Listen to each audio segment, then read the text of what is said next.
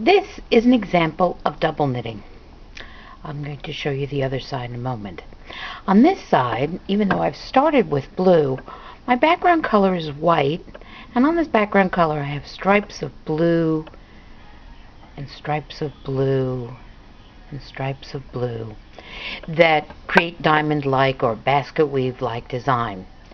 If I look on the inside, and this is a work in progress, so you're going to find I haven't woven in all the ends, we have the positive negative image, which is to say on this side the background is blue and the stripes are of white, white, and white.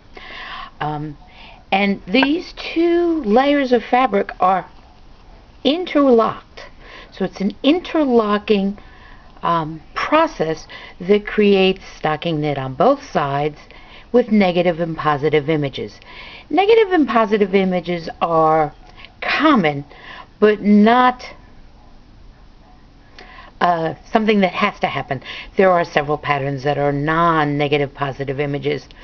There are things you can do with double knitting that are interesting and that are still interlocking. So how do you do double knitting? I always like to say double knitting in hand feels like ribbing. And because it feels like ribbing, you tend to use a smaller needle. I'm using a 5mm or a US size 8 needle here on this bulky fabric that suggests a size 10 needle. I've gone down 2 sizes. And I've changed my gauge as well. You know, the gauge is smaller than would be suggested on the ball band. And you do that. I do this because I find that when I'm doing ribbing, it looks better if I go down smaller. And because this feels like ribbing in hand, if you go down in needle size, it's often easier to control the tension. One of the concerns is because it does feel like ribbing, but it's not. It's stockinette on both sides. If your pearls are generally looser than your knits, something that's called rowing out, and you see it sometimes in very wonky ribbing or in stockinette that on the reverse side has these valleys between the rows, especially if they're every other row has this extra deep valley. That's rowing out, and you want to make sure you resolve that. Otherwise, what's going to happen is your inside, the pearl side, is going to be larger than your outside or the side you're working on. In this case, I tend to knit two things to know about my knitting that are going to mildly affect this video. Is one, I hold my yarn in the left hand and I hold both yarns in one hand, one over the index finger and one over the index finger and the middle finger. The second thing is I knit combo. That doesn't affect double knitting. It affects slightly how I do my position my needle and my yarn when I'm making a stitch, but as you see I don't have twisted stitches, and if you don't make combo pearls you're not going to make combo pearls, so since I'm always working on the one side it's less of an issue. So I hold my yarn in the left hand, as I said, and I hold both yarns together. If you hold your yarn in the right hand, hold it how it's comfortable. If you have mastered the skill of working both right-handed and left-handed, you can use both hands. It is similar to stranded in that way, but it's slightly different. So we're going to start with both yarns in back, and I have a white stitch, and in this pattern I'm going to be knitting the exact same pattern row that I knit previously. So it's one row is pattern row, one row is copy. So I pick up my white yarn and I make a knit stitch. I bring both yarns forward, come into my purl stitch and make a purl stitch. Come back and make a knit stitch. Come forward and make a purl stitch. See? Knit, purl, knit, purl. Once again, a knit stitch. That's 3 in a row now.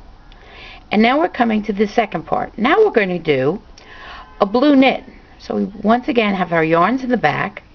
This time when we knit, we pick up the blue.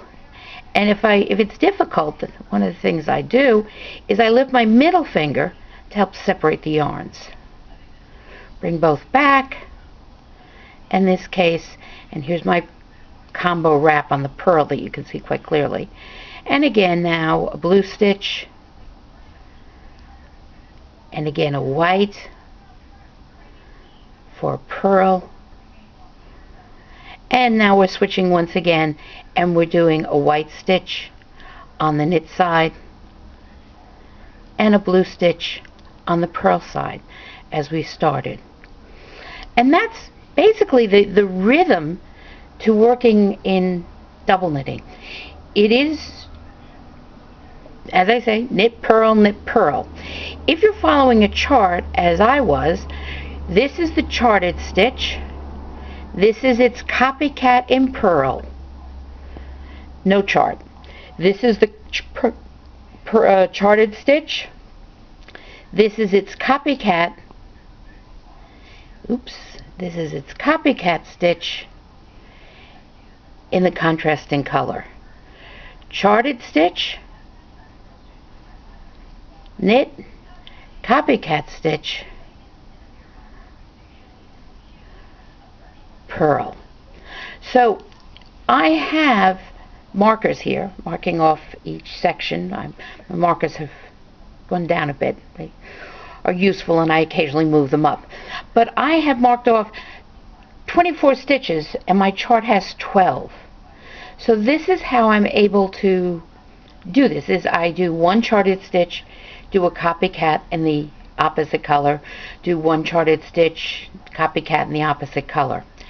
And this is how you proceed with double knitting. It requires a bit of attention because you have to make sure, and goodness knows I do it all the time. I do 2 blues in a row. I do a blue charted stitch and then I do a copycat stitch in purl that's also blue yarn, and I have to back up. I usually catch it right as I'm doing it, as I look at it. And that's one of the things you need to do, is you sort of need to pay attention. And it is difficult to pay attention on your needle because as you switch colors, it's not uncommon to have, where's some of them, where you have 2 blue stitches in a row. Here's the copycat in blue of this pair, and here's the knit and its copycat stitch in white. So what you're going to be concerned with always is your knit stitch. Your knit stitch in this knit purl arrangement is always going to be what's on the chart, and that's how you're going to be able to follow a chart and knit double knitting.